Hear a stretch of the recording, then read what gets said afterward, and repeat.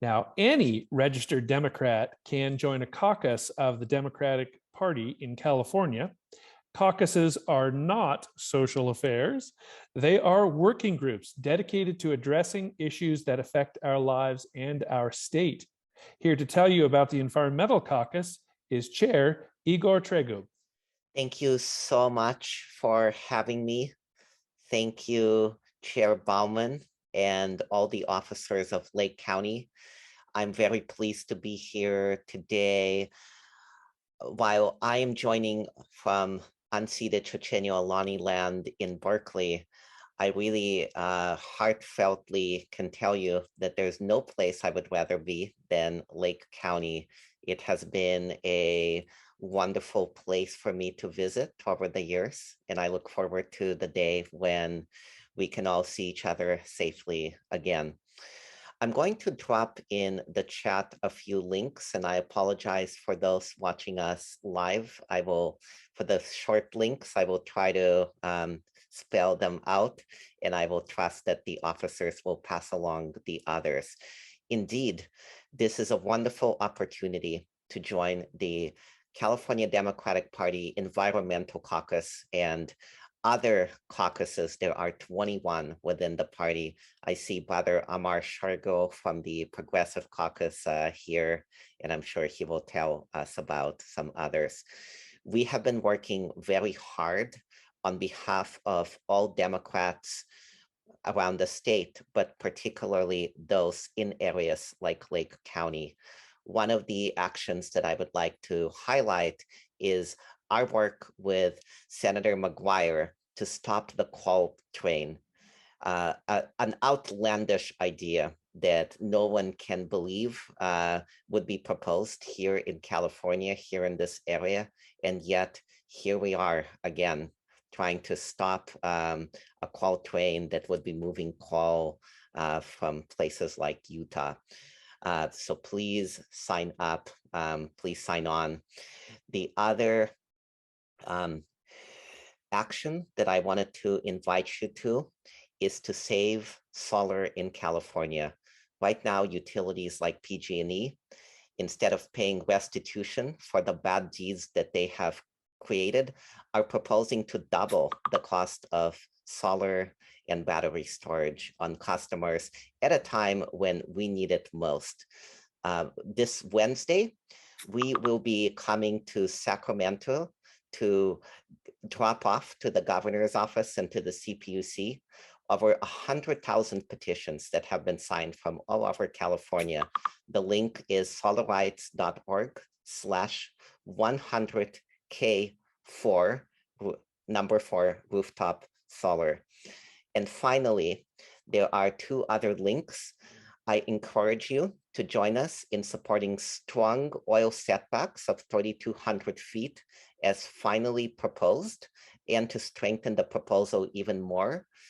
There's going to be a public hearing next week. It's your opportunity to testify for that. And as was mentioned earlier, the Build Back Better Act, it's now in the Senate. We need to make sure that it is strong on environmental issues.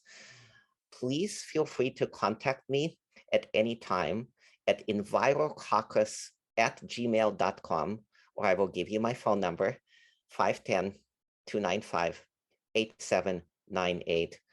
I look forward to working with you to save the planet and to save humanity on the planet all over California, but particularly in critical communities like that truly are the tip of the spear, like Lake County, like all of you are today. Thank you so much. Happy Hanukkah to those who celebrate, and happy holidays. Great to hear from you. Thank you.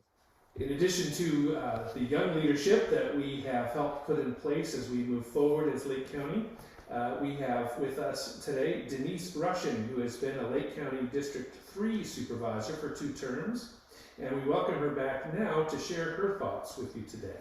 Denise? Well, hello, Lake County Democrats. You know, gatherings like this are so good for the heart and the soul. So much has been happening at the local and regional level. It's the one place where we can make the most difference. And as many of you know, I've been working on the issue of climate for my entire adult life and much of my childhood as well. So as you might imagine, there are times when I've gotten a bit discouraged. So today, I'm going to offer one overarching strategy along with a few thoughts that I believe can help us navigate the road ahead. And I'd like to give credit where credit is due. The strategy comes from the Bible. It's actually Deuteronomy in the Old Testament. And I'm going to read it to you here. Today, I give you the choice between life and death, between blessings and curses. Now I call on heaven and earth to witness the choice you make. Oh, that you would choose life so that you and your descendants might live. So there it is. The overarching strategy right now is choose life. So what does it mean to choose life in these times? You know, if you look at this year, it's been absolutely incredible. It started with the pasty white insurrection, and with daily injustices and lies and horror, a daily affront to the sane and rational, sensitive people. Anybody who's watching the national news knows that. It's got young people asking, how can I even hope? With the rise of political violence in America, with the right even co-opting the phrase pro-life for their own purposes of domination and control, and purposes that have little to do with life at all. And with the climate crisis looming and COP26 falling short of what's truly needed. So if you feel these forces too, the temptation often might be to hunker down and wait it out, or to lose heart, or to do nothing. It's not, but in my view, it's not the time to give in to cynicism or despair. This is one of the most amazing times to be alive. It's time to double down on our love of life itself. Your life, my life, life on Earth. The most immediate threat to life on planet Earth is this climate catastrophe. And as I see the climate problem, it's also an opportunity for us to change a few things. First of all, we need to transform or dismantle the destructive systems and structures that are annihilating living systems and communities, are disproportionately affecting indigenous lands and people of color, and releasing way too much carbon into the atmosphere and toxins into the biosphere. Humans created these systems. It's up to us to transform them. Second, we need to preserve and regenerate living systems. This means creating habitat, large and small, rehydrating the landscape, large and small. In other words, turn atmospheric carbon into frogs and trees and newts and otters. And third, we need to activate human beings, and that means everybody, to do one or both of the above. But how do we do that? Sometimes the work seems so massive, doesn't it? So I promised I'd offer one specific strategy and tactic. The strategy is choose life, and the tactic is choose your focus.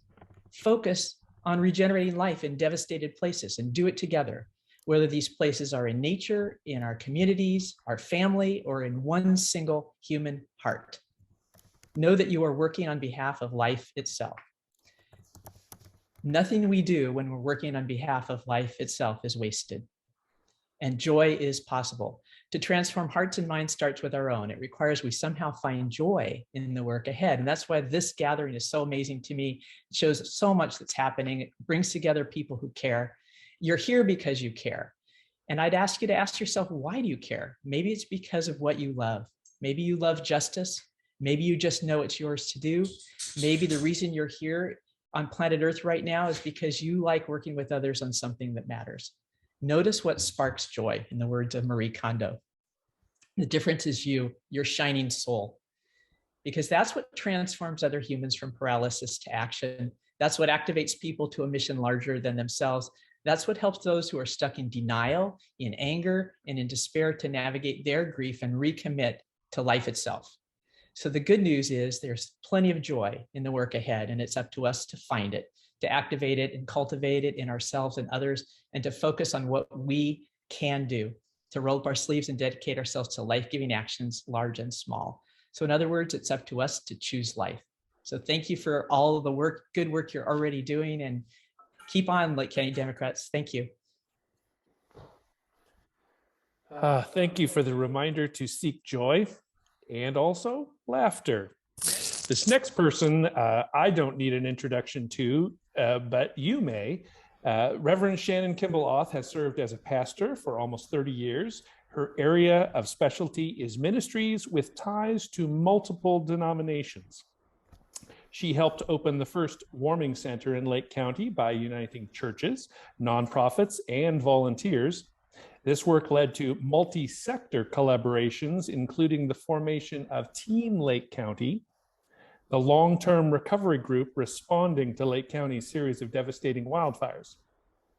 She is the manager of community integration for Adventist Health and leads Project Restoration. She is passionate about creating a culture of health to transform Lake County.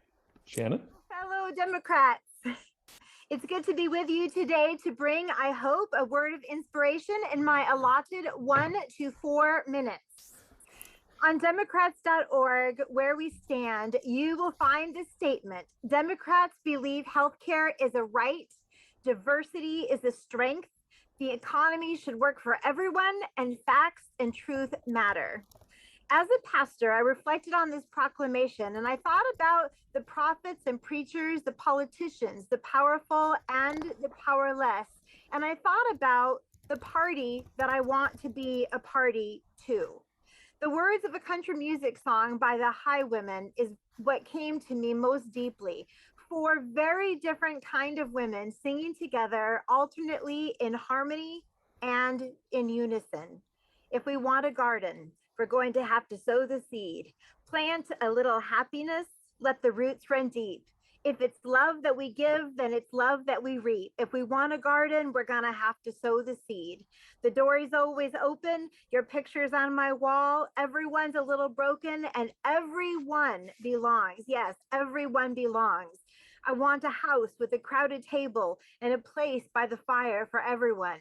Let us take on the world while we're able and bring us back together when the day is done. For me, that song is about making space for everyone at the table, and that's the kind of party I want to be a part of. Our diversity is our strength. For me, it's about planting hope instead of fear. It's about planting love instead of hate.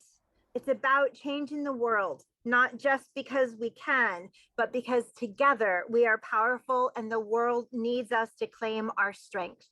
Lake County Dems, it's time to take on the world. The time is now. The place is here. Let's go. We've got this. Next, we have an opportunity to hear from Lake County Poet Laureate for 2020 through 2022. Georgina Marie Guardado is a poet from Lakeport, and she is the first Mexican-American and youngest to serve in this role for Lake County. She has organized and hosted a variety of writing events in Lake County prior and during COVID-19 pandemic shelter in place, one of which was Dreaming America, a reading for immigrants in detention centers, which included a variety of poets and readers from California and beyond. And now, Georgina Marie. Thank you so much for having me. It's a pleasure to follow my friend Clovice. And this is my 2nd year participating in this event. So thank you very much for the invitation from Deb and for the Lake County Democrats and for everyone who's here tonight. Since I was last here, I was appointed for an extra term as Poet Laureate. So I'll actually be your laureate through 2024, which is exciting. And I'm going to share 2 poems tonight. I don't have holiday poems, and I do want to acknowledge that this is a difficult time for a lot of people during the holidays, for those who don't celebrate or for those who are grieving, and particularly for people of color who have had, again, a pretty stressful and intense year. So these poems speak to that in one way or another, but also speak to gratitude. Other. Year after year, day after day, seconds after seconds, canines multiply like rabbits in a springtime frenzy.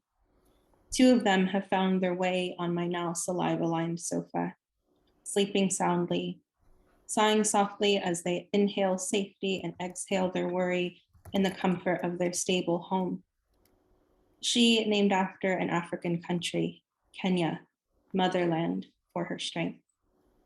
He named after a seminal word, Miko, chief, ruler of my heart. Both breeds considered a threat. The Mexican-born German in her, the fight in him, all existing in me. My Mexican genes seen as a threat to America, home of the brave and the drug-sniffing Latinx, the underdogs we all are, human, animal. I see these big magical beings as holy, like I see my brown skin, a reflection of earth, of soil, of how we are all multiplied in this world. How we start out as cells and blood and there is no brownness or whiteness or fear in the beginning. How we all enter this world to a first breath as science, as magic. How some of us go from there to needing to be rescued from being discarded as nothings, as others. How we then rescue each other. Thank you. And my second poem is called Taproot. 1. Copper-stained rock, half-broken acorns on a mountain high preserve, once covered in fire. Dance for days in ash. Which direction did the deer run? Where did the black bear flee? I fear asking if the Douglas fir tilted slightly back, revealing a final exhale before flame struck its outer skin. Layer by layer, fire peeled away anatomy of roots, of handmade homes, a bird nest and secluded trail. In the wild, we weep and we grow. Fire kills land, takes safety, sustains life, proves resilience, calls for regrowth. 2. When I left home, the cat was unsettled as she felt my unnerving anxiety. The dogs remained calm in loyalty, in trust, knowing I would lead our way out.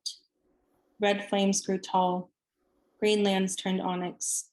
Highways filled with bright lights beyond smoke-filled skies. 3. Today, a fall morning exclaims golden leaves, tells of life continuing. In the distance, gray skies satisfying our prayers of rain. The trees, with their return of life, now cover themselves in autumn folds and blood-red reveries. For so many, fire is horror. His devastation, his trauma, sings no songs as soft as bird song. For others, it is memory of nature's choices, is respect for what we cannot control, is humbling in how impermanent we are, is letting go, begging you not to resist its inevitability. 4. Praise for the rain, for the great taproot of earth poems. Praise mint tea in a hot mug, atop this mountain witnessing recovery, the absence of fire, the walking through forests, the ink on unburned paper, the hold on my skin, the brown-bellied bird without a name, the sound of water, the sound of wind, the quivering for warmth. Thank you. Thank you. In addition to being a talented musician and composer, Clovice Lewis is also a powerful speaker. Please welcome him back to share thoughts on being a Democrat in these times. There are many highlights to this year that I won't take time to list, and that's because I want to get right down to the political environment we live in today. And let me say without equivocation that as a Black man in this nation, I personally feel more threatened than I have at any time in decades. And this is because hatred and discrimination, white supremacy, and the celebration of violence against people of color like me, women, liberals, and anyone who supports them is now fashionable.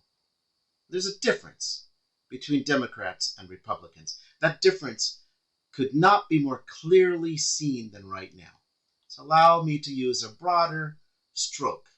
It might be uncomfortable for some, but I'll use that stroke to identify Republicans as Trumpists and Democrats as liberals. Here's the nation that I see Trumpists expecting to reshape in their image. If you want to understand what kind of nation Trumpists have in mind for us, look no farther than Texas. The Texas legislature hammered one of the final nails in the casket of Roe versus Wade. It's horrific that women have been brutally relegated to the status of handmaids. And the fact that abortion rights may be denied in our country after nearly 50 years should not surprise anyone. That should be no more surprising than voter suppression, designed to sweep away 50 years of social progress. And the permission for people to openly carry firearms without license or training eliminates many years of sensible gun control. And it will be against the law to teach any sociologically based examination of the motivations, history, or consequences of race that makes a student uncomfortable. What the Supreme Court did to enable the Texas anti-abortion legislation, at least from what we can see right now, is indeed terrible. But I'm afraid people are missing the most important point. The Supreme Court let stand the part of the bill that allows anyone to sue anyone else who performs an abortion or aids in it or intends to aid in it from anywhere. The concept of standing may thus have been obliterated. It has been sacrificed at the altar of toxic Christianity, toxic masculinity, and white supremacy. Why do I say this? Because the emerging trend in Trumpist-dominated legislatures is to find ways to enable constitutionally prohibited cultural grievances. This is the poison bullet that's aimed directly at the heart of democracy as we know it.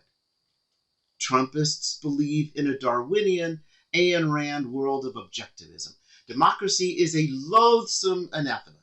People who are not privileged should not vote because they will ruin the power structure that oppresses them and supports the selected. Trumpists believe that reason must be tempered by faith. They're killing us by favoring political conspiracies over public health. Donald Trump, a manifestly corrupt, racist former president, twice impeached, who instigated an attack on our national capital, is a demigod for millions of our fellow citizens. He's their savior who will usher in an era of white greatness. Flags wave everywhere as a symbol of support for authoritarianism and anger at a perceived loss of privilege. Their fight for freedom is thus a struggle against liberal egalitarianism. King's egalitarian, inclusive, human rights-centered vision of democracy, is it dead? His widow said, struggle is a never-ending process. Freedom is really never won. You earn it and you win it in every generation. Will our generation fight for King's vision? The danger is great, and the stakes are too high for the kind of pathetic apathy and lethargy I perceive. Can we rise against the authoritarians who wish to obliterate democracy in our nation? I sincerely hope so. And it's what I wake up every morning to fight for. Why don't you join me? Strong words. We hear now from the California Democratic Party's Progressive Caucus, and here is the chair, Amar Shergill.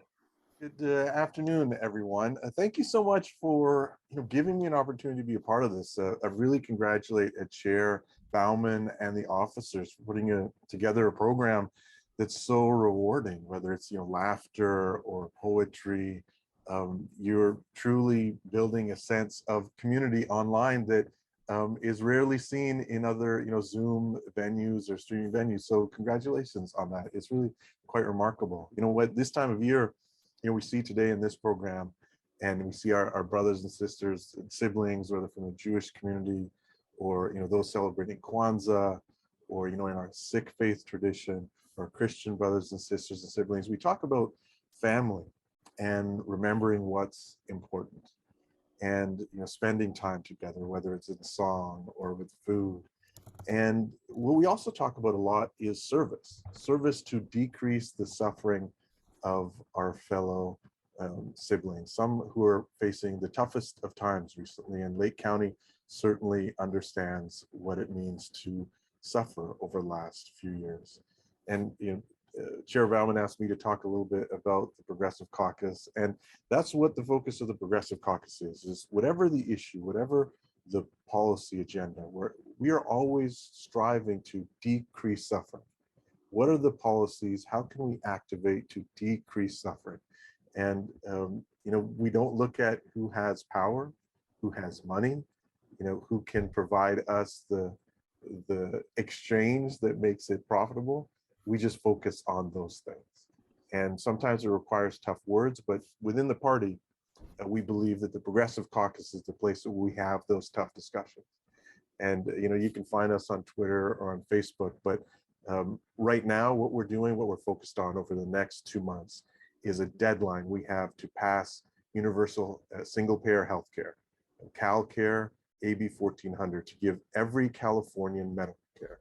And I encourage you to find Ash Caller online, or the Progressive Caucus online, or me on Twitter, or California nurses to join in that fight, because in the next 2 months, we can together engage in a campaign to decrease suffering in California on a scale that has never been completely contemplated before. So thank you all tonight and for a little bit of time here to be in community with you. And Chair Bauman, thank you so much for the invitation. Have a wonderful holiday. Appreciate you joining us. Now joining us in a virtual message is State Senator Mike McGuire, and we thank him for part of the sponsorship of today's fundraiser. He regrets a prior engagement preventing him from joining us live, but he has recorded a message, and here it is. Hey everybody, how are you doing? This is Mike McGuire, State Senator, and first and foremost, I just want to say thank you. Thank you to the Lake County Democrats. Like never before, you have worked so incredibly hard to be able to save our democracy, to be able to turn out voters in swing states to take back the White House, to be able to flip the US Senate. You worked harder than ever before to be able to beat back the Republican recall. And now we have so much work to do here in the future. And I promise you, each and every day, working with Assemblywoman Aguiar-Curry, we're going to the mat to be able to deliver for the County of Lake. We continue to work on the cleanup from the cash fire. We're about to deploy the largest public high-speed internet project in Lake County history. 80 miles of public high-speed internet will be deployed along Highway 175 and Highway 29 and Highway 20. We're going to break ground in over 100 workforce affordable housing units in Lake County in 2022.